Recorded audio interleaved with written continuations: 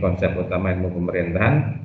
Tentu saja ini selalu memotivasi dengan foto-foto yang kayak begini nih, ya, supaya kalian punya obsesi, ya, punya impian untuk bisa jalan-jalan di Eropa, di Belanda, kali ini di Belanda, di Amsterdam, ya, kota air. Amin Pak, semoga terkabul. Betul, saya doain lah tiap sehari 5 kali kan, tapi sholat ya, untuk anak-anakku semua.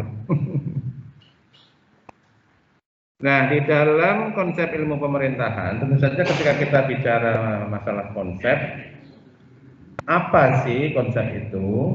Ya, kita awal mulanya pertemuan kali ini akan membahas beberapa sub pokok bahasan, ya, mulai dari apa itu konsep, ya, berarti pengertian konsep. Berarti suaranya nggak usah diluarin ya. Keluar juga di sini di ruangan ini. Kedua, unsur konsep, ciri-ciri dan fungsi konsep, fenomena pemerintahan dan penggunaan konsep dalam fenomena pemerintahan, serta konsep baku dalam ilmu pemerintahan yang sering kita pakai dan kita pelajari. Nah, di dalam kita belajar tentang konsep ilmu pemerintahan, maka kita sering kita lihat sesuatu itu kan nggak pasti, konsepnya nggak jelas nih, ya, kan? Misalkan kalau pertama itu sekali lihat acara TV, misalkan ini kok acara kok ngelawak terus nggak ada misinya, ini konsepnya apa sih? Nah, kan gitu kan. Ini kok pengantin ada wedding, ya, wedding party nih. Kok nggak jelas nih, konsepnya mau kebun atau mau bunga atau mau apa ini, kok nyampur aduk gitu ya. Temanya apa? Konsepnya apa nih? Nah, konsep acaranya gimana? Kan gitu kan. Konsep acaranya gimana nih? Nah, ketika kita bicara konsep pemerintahan itu apa sih yang bisa dibuat? Ketika kita bicara pemerintahan itu apa sih sebenarnya yang menjadi pokoknya? Maka yang paling dasar, yang paling asasi ketika kita belajar ilmu ini adalah kita paham konsep dulu. Nah, pengertian konsep itu apa? Ya, coba kita lihat satu persatu, ya. Dari bahasa Latin yang namanya conceptum, yang artinya sesuatu yang dipahami. Sesuatu yang kita pahami itu namanya konsep. Jadi kalau orang kok lihat begitu ada saudaranya kok setiap dimintai apa-apa nggak mau terus itu loh. Pak, ini adiknya mau sekolah, biar ngurus sendiri. Pak, ini ada sumbangan, nggak urus lah. Terus orang punya konsep tentang pelit kan. Paham itu? Oh, orang itu pelit gitu. Hanya pelit itu definisikan sebagai orang yang nggak pernah peduli, nggak mau ngasih, ya, meskipun dia punya duit, ya, ini pelit. Artinya kita paham sesuatu, berarti kita punya konsep terhadap sesuatu itu. Nah, penyusun utama dalam pembentukan pengetahuan ilmiah dan filsafat pemikiran manusia, ya. Konsep juga diberi pengertian seperti itu. Jadi kalau pengetahuan ilmiah itu tentu saja basicnya di dalamnya itu harus ada konsep. Nah, karena konsep ini juga adalah merupakan abstraksi dari suatu ide, gagasan, ya, yang itu dinyatakan dalam suatu kata atau simbol. Ya, yang paling gampang mungkin yang paling contoh klasik itu misalkan Anda pengen punya tempat tinggal di Jogja kan gitu. Terus ada kos, ada rumah. Nah, konsep Anda tentang kos itu kayak apa? Kan gitu. Di situ ada sejumlah kamar, di situ ada sejumlah ruangan yang bisa dipakai, yang setiap saat bisa digunakan. Ada yang kontrak 1 tahunan, ada yang terbuka. Itu adalah sesuatu tentang tempat tinggal. Saksikan menjadi satu yang namanya kos. Ada juga yang di situ tempat tinggal yang dimana keluarga di situ hidup, dimana di dalamnya berinteraksi semuanya, saling memahami, saling mengetahui, diikat dalam satu ikatan kekeluargaan, itu yang namanya rumah. Kalau di kita rumah itu dua, ya, bisa dalam arti bangunannya, bisa dalam arti tempat tinggalnya. Kalau bahasa Inggris kan beda, ya. Kalau dalam arti bangunannya rumah berarti namanya apa? Rumah dalam arti bangunan. Dan rumah dalam arti tempat tinggal. Ayo, bedanya apa? Rumah dalam arti bangunan berarti namanya House. house. Tapi kalau rumah dalam arti tempat tinggal, home. Ya, artinya konsepnya ya tempat tinggalnya itu beda dalam konteks fisik, bisa dan nama istilah sendiri. Ya, jadi kan kata sendiri. Coba lah kalau dilihat dari simbolnya itu, kalau rumah itu kan kotak gitu, tapi kalau di situ ada orang-orangnya itu home. Ya, kalau ada satu atap atau ada atap, nah itu namanya house. Ya, tapi kalau di dalamnya ada orang-orang berarti home. Nah, kata dan simbol, nah itulah salah satunya juga dikatakan sebagai konsep. Nah, di samping itu, konsep juga merupakan bagian dari pengetahuan yang dibangun dari berbagai macam karakteristik. Nah, di situ ada berbagai macam tipe, ada karakteristik tertentu. Ya, kalau di rumah ya, ada ruang, ya silakan duduk. Ada ruang dapur, ruang keluarga, ruang depan. Nah, itu namanya karakter-karakter yang ada di dalamnya. Ya. Atau suatu arti yang mewakili sejumlah objek yang mempunyai ciri-ciri yang sama. Ya, kalau ada bentuk bangunan yang seperti, oh itu berarti rumah. Oh kalau ada roda bundar, ya, orangnya di atas, oh itu sepeda motor. Oh kalau ada kita masuk di dalamnya rodanya 4 bisa jalan, oh itu mobil. Ya, suatu arti yang mewakili sejumlah objek yang mempunyai ciri-ciri yang sama. Itu jadi, oh ini tentang mobil, oh konsep mobil. Ini motor, oh konsep motor, gitu kan. Nah, ini karena mempunyai ciri-ciri yang sama, itu bisa dikatakan sebagai sebuah konsep juga. Nah, dalam bahasa keilmuan, konsep itu juga merupakan representasi intelektual yang abstrak dari situasi objek peristiwa atau akal pikiran atau gambaran mental atau ide. Nah, itu juga namanya konsep. Dan yang terakhir, konsep itu adalah generalisasi dari sekelompok fenomena tertentu sehingga dapat dilihat dan menggambarkan berbagai fenomena yang sama atau yang sejenis. Ini juga merupakan yang namanya konsep. Nah, konsep itulah yang selalu dibicarakan. Dan ketika kita bicara ilmu pemerintah, apa sih konsep ilmu pemerintah? Nah, nanti kita bahas.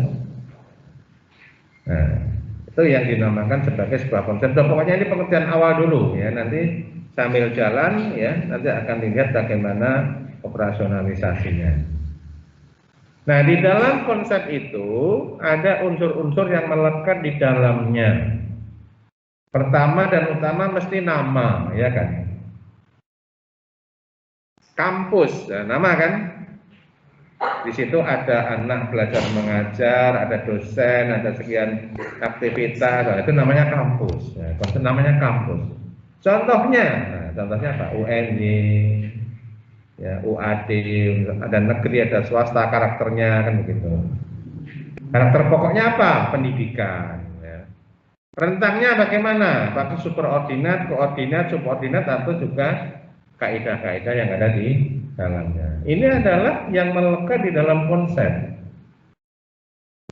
Dalam konsep itu seperti itu. Ini yang dikemukakan oleh Jacobson, juga ada mungkin dari variasi-variasi dari yang lainnya. Itu unsur-unsur. Pertama yang nama ya. Nama ini selalu ketika ada sekelompok orang ya, memerdekakan diri, taruhlah kemarin ya di Indonesia tahun 45, 17 Agustus 45. Kelompok orang memerdekakan diri dari itu, ada wilayah, ada pemerintahan, ya, maka terbentuklah konsep tentang negara. Dan negara terbentuk adalah kelompok orang yang mengurus ya, dalam rakyatnya di pulau supaya dia rakyatnya itu sejahtera. Nah, muncullah konsep tentang pemerintahan. Pemerintahan aktivitasnya dia membuat satu kebijakan yang harus ditaati oleh warganya karena dia akan mengatur. Nah, maka muncullah konsep tentang kebijakan publik, kebijakan pemerintahan. Nah, itulah nama-nama, itu contoh-contohnya. Yang dimana di dalamnya itu muncul karakteristik-karakteristiknya. Nah, ada negara sekuler, negara religi, negara otoriter, negara demokratis. Ya. Di situ ada. Orang bisa tahu tentang negara dan tahu fenomena, tahu karakteristik yang ada di dalamnya. Nah, itulah yang namanya konsep. Nah, bagaimana ciri konsep? Konsep memiliki lima ciri ya. Konsep itu merupakan sifatnya abstrak. Ketika saya tanya, Mas kuliah di mana? Di kampus. Oh, abstrak tentang itu konsep. Nah, tapi begitu detail, oh UMY, oh visipol, oh pemerintahan. Nah, itu menunjuk ada karakteristik. Ketika banyak orang ya kuliah, banyak orang menuntut ilmu di perguruan tinggi, maka muncullah konsep tentang mahasiswa. Jadi satu kata ini bisa mewakili, ya, bisa mewakili banyak fenomena, bisa menjelaskan berbagai fenomena. Ini adalah karakteristik yang kedua. Yang ketiga adalah mempunyai sifat personil, nah, tentang kelompok tertentu, ya, yang itu nanti akan bisa dilihat. Dan juga dipelajari dalam pengalaman-pengalaman dalam belajar. Itulah konsep ya. Nanti bisa diperdalam sendiri ciri-cirinya. Nah, fungsinya apa? Ketika kita mempelajari tentang konsep itu, fungsi paling pertama dan utama itu adalah kognisi. Tahu nggak kognisi atau kognitif? Ada yang pernah dengar? Kognitif, afektif, psikomotorik. Pernah dengar enggak kalau? Ayo Mas. Hah? Oh, rapot itu apa? Ayo, pernah dengar di situ sekarang apa? Ayo, kognitif itu. Kalau ikut kuliah saya, nanti setelah itu saya tanya, Anda paham apa yang saya ajarkan? Nah, itu berarti kognitifnya bagus itu. Kognisinya bagus. Apa kognitif? Kognitif tuh bukannya ya, Pak? Ayo Mas, ini yang online nggak terasa Berhubungan dengan cara berpikir gitu. Jadi perhatiannya di offline, ternyata yang di online ada juga ini. Ayo kognitif ada yang tahu? Ayo Mas, siapa ini? Anu Pak, yang dari apa? Yang penting tuh intinya kognitif tuh kalau nggak salah tuh secara akal pikir, menggunakan akal pikiran. Menggunakan akal pikirannya untuk menangkap sesuatu. Nah, itu kognitif. Oke ya, jadi fungsinya adalah konsep itu supaya bisa menangkap sesuatu dengan menggunakan akal pikiran tadi. Ya, ada bangunan gitu kan, oh ini rumah. Nah, berarti kan ada kognisi tentang itu. Oke. Yang kedua sebagai alat untuk evaluatif. Apa evaluatif itu? Nah, apa? Kalau kata kuncinya evaluasi itu berarti apa? Ayo, evaluasi. Memperbaiki, Pak. Memperbaiki, evaluasi kok memperbaiki? Belum lah. Oh, Mas. Penilaian. Nah, itu dia. Evaluasi itu kategorinya adalah penilaian. Mantap. Jadi setelah kognisi ya memahami satu, maka dia berikan penilaian. Ini termasuk kayak apa? Jadi kan memahami, mengetahui ya dengan penalaran itu di negara ini penting lah, ada gitu lah. Tapi kok ada ya negara yang demokratis, ada yang otoritarian. Nah, itu evaluasi. Ya, mengevaluasi bagaimana keberadaan negara itu. Maka seseorang setelah menangkap secara kognisinya, maka dia justifikasi fenomena itu dengan melalui evaluatif tadi. Nah, setelah evaluatif tentu saja yang ketiga operasional. Ya, operasional berarti apa yang dipahami itu diderivasi, di breakdown menjadi suatu ukuran-ukuran tertentu. Nah, kan gitu. Kampus, Apa di dalamnya karakteristiknya? Satu ada apa? Mahasiswa. Ada apa lagi? Dosen. Ada apa lagi? Pegawai. Pembelajarannya dan sebagainya ya. Nah itu adalah kemampuan dan setelah konsep itu dioperasionalkan. Ya, konsep itu juga memiliki kemampuan operasional. Dan yang keempat, gampang nih yang keempat, fungsi komunikasi apa? Ayo online, ada yang online? Komunikasi? Yang offline fungsi komunikasi gampang. Yang tadi dipahami, dinilai dengan berbagai karakteristik yang ada, setelah itu disampaikan ke pihak lain. Mengkomunikasikan sesuatu itu yang dipahami yang itu ke pihak lain. Itu dengan apa ya? Dengan konsep. Nah, gitu ya. Jadi orang sering kan, kita sering menggunakan kata-kata konsep. Kita sering menggunakan kata-kata konsep. Kadang-kadangnya ketika kalian sudah kuliah seperti ini harus lebih dalam lagi, tidak hanya sekedar penggunaan kata konsep itu seolah-olah hanya untuk keperluan yang biasa-biasa saja.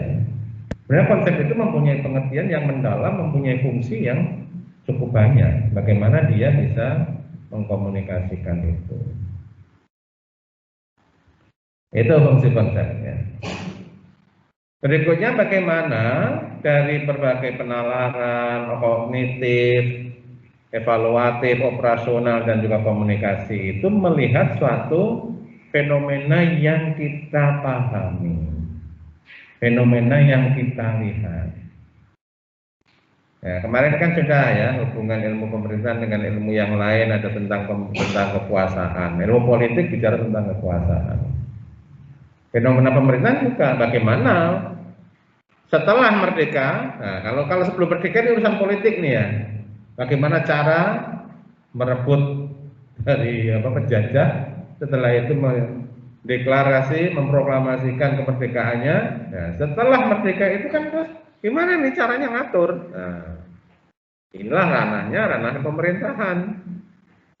Mana ya presiden kekuasaannya apa, menteri kekuasaannya apa, di daerah juga punya kekuasaan apa. Ini adalah tentang pembagian kekuasaan yang harus dilakukan. Ya.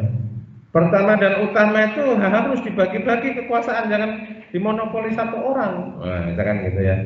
Karena kita negara republik, negara demokrasi, beda dengan kerajaan. Maka konsep yang paling utama, fenomena pemerintahan yang paling pertama adalah tentang pembagian kekuasaan, perlunya pembagian kekuasaan.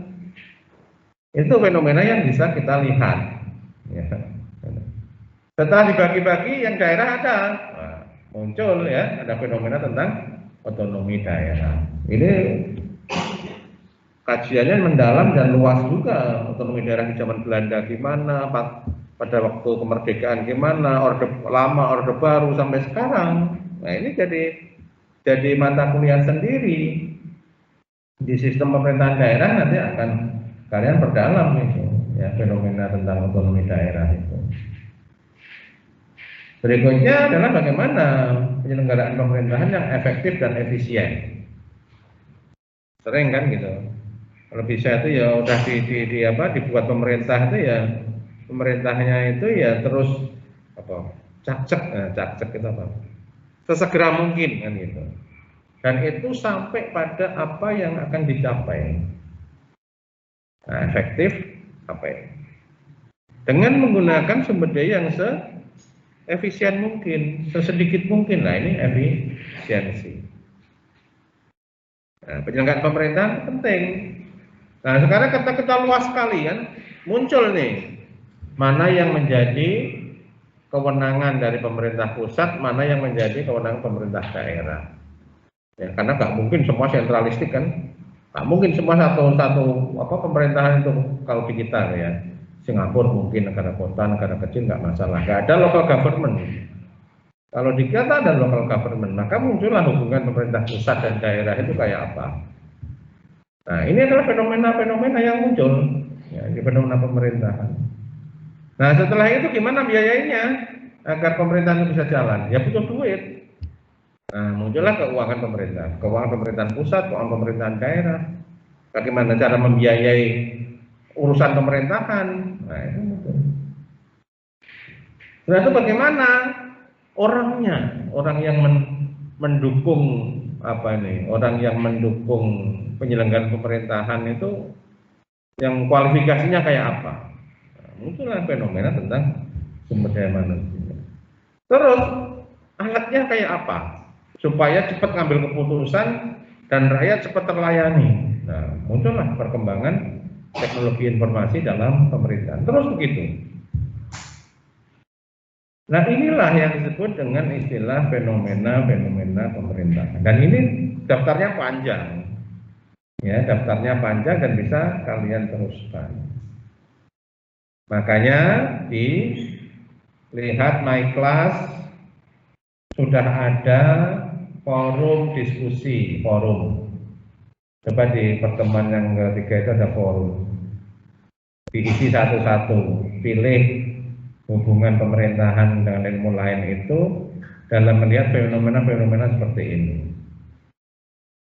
My Class tolong dikunjungi, itu ada durasinya, ya, waktunya seminggu. Lepas dari seminggu kalian nggak memberi respon berarti tidak ada komponen tentang itu.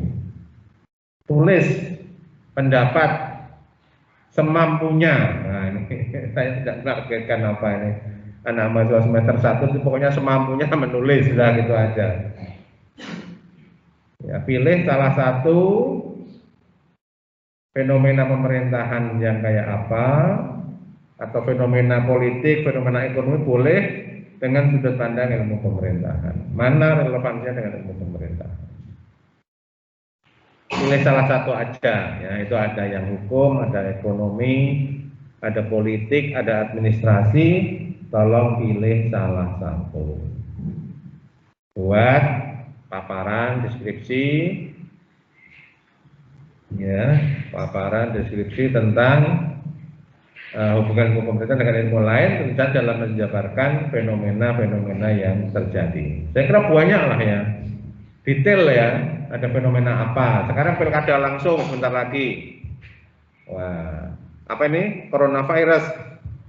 Ya, coronavirus ini bagaimana responsibilitas, bagaimana kapabilitas pemerintahan dalam menangkap ini. Nah, ini fenomena pemerintah.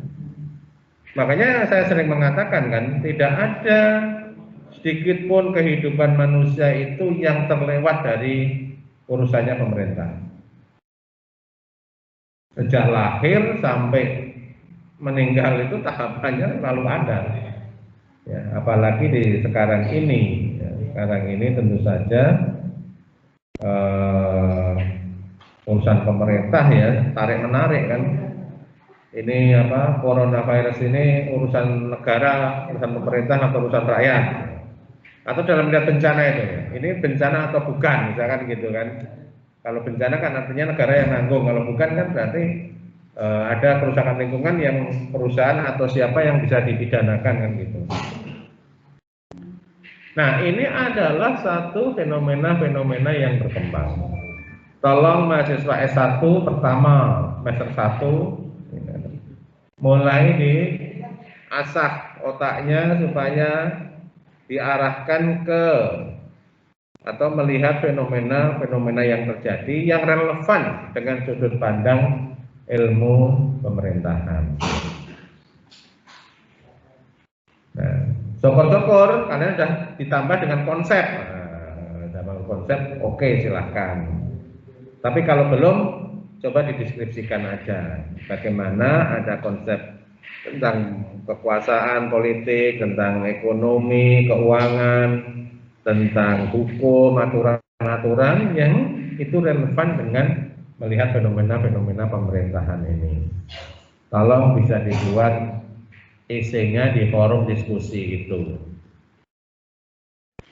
Ya, jangan lupa My Class dikunjungi ya, jangan selalu, karena info-info ada di situ. Nah, berikutnya adalah penggunaan konsep untuk menjelaskan fenomena pemerintahan. Ini contoh-contoh ya, ini adalah 4 contoh yang kalian bisa lanjutkan dengan berbagai macam contoh. Ini ringkasan-ringkasannya aja.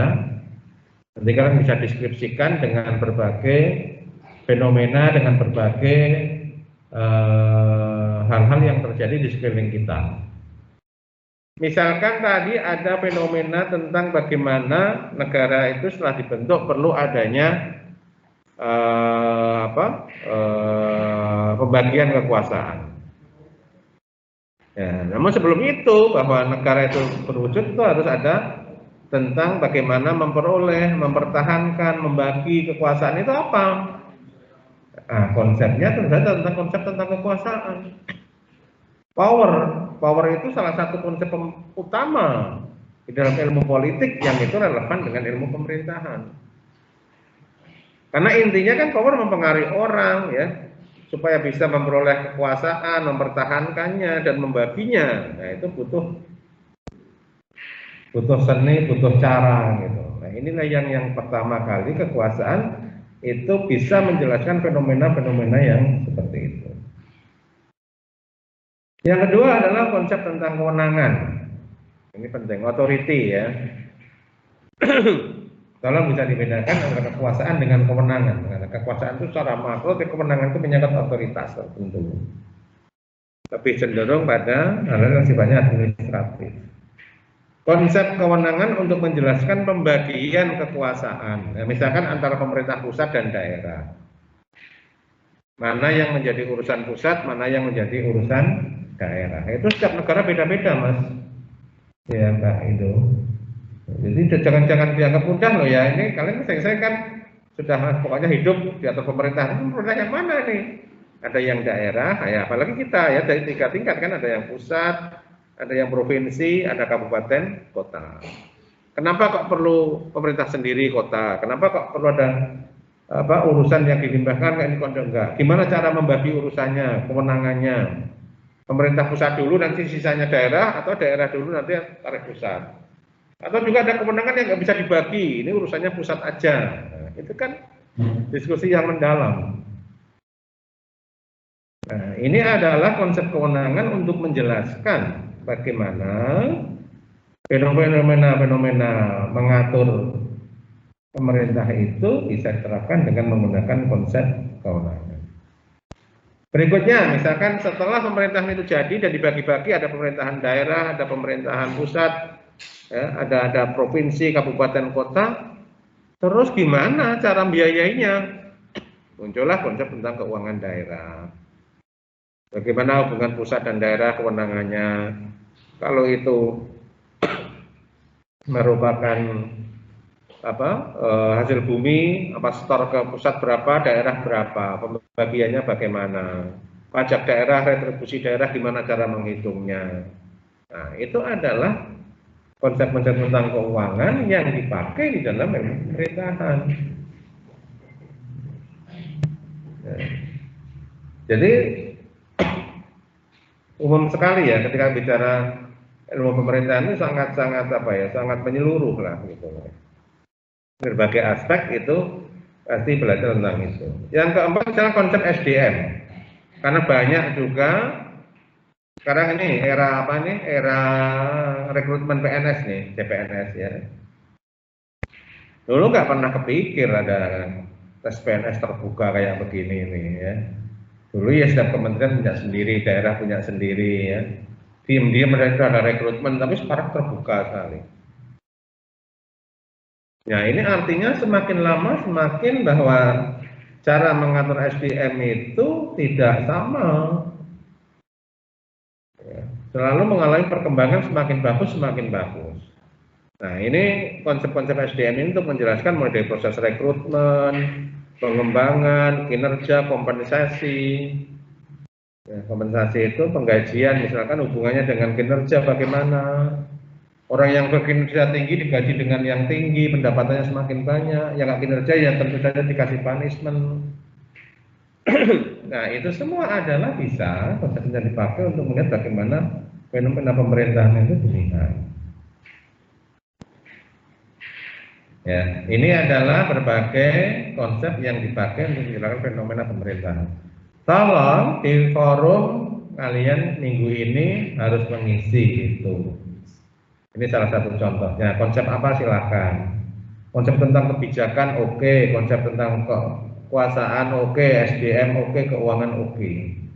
Dan itu adopsi dari ilmu mana? Terus bagaimana itu dijelaskan di ilmu pemerintahan.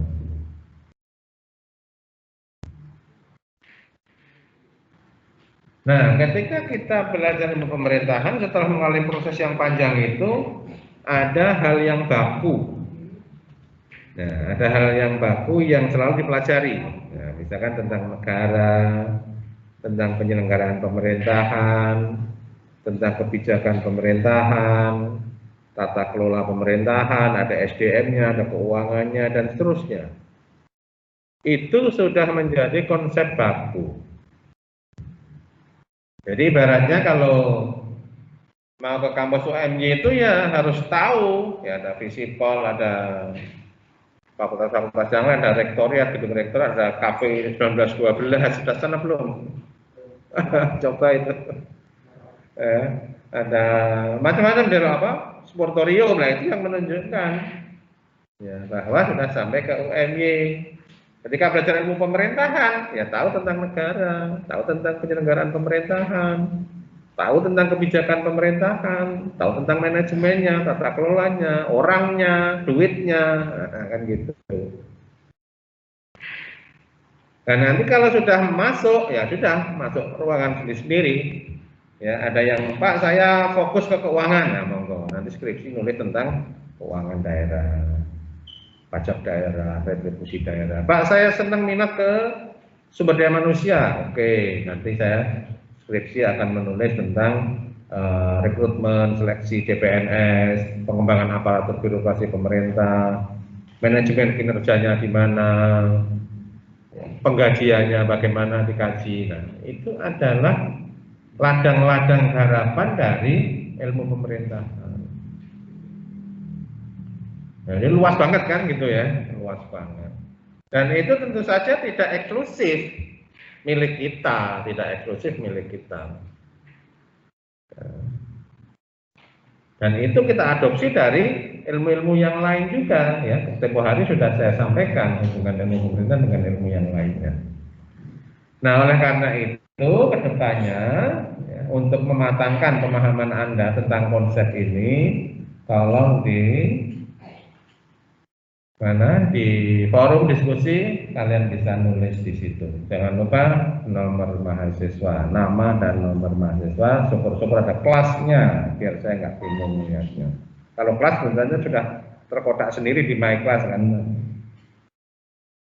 Ya, tolong bisa dikerjakan. Dan juga tambahan juga resume bukunya Pak Labolo itu, memahami ilmu pemerintahan, itu dasarnya. Ya, itu 2 minggu. Ya sudah kuliah ya beginilah ya. Biar pantas kalau kuliah itu loh. Nah itu buku dasar itu, belum nanti tambah-tambah yang lain. Yang penting itu ya nanti silakan itu bisa direspon dan diupload. Kalau kesulitan bukunya nanti bisa banyak lah itu di shopping murah-murah itu kayak gitu itu. Ya, kalau yang sudah sampai ke Jogja ini tolong yang dari luar pulau, luar kota bisa jalan-jalan ke shopping center ya, pusat buku-buku. Ya, pusat buku. Dulu saya sudah mahasiswa sampai tua ini saya sering ke shopping center itu kalau ada buku-buku yang dulu belum sempat baca yang menarik ya, itu bisa belanja di shopping center.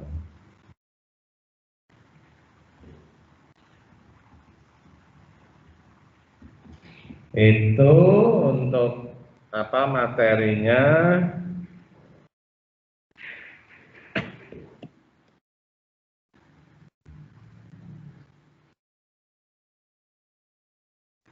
Silakan kalau ada yang mau ditanyakan dan didiskusikan untuk perkuliahan kali ini.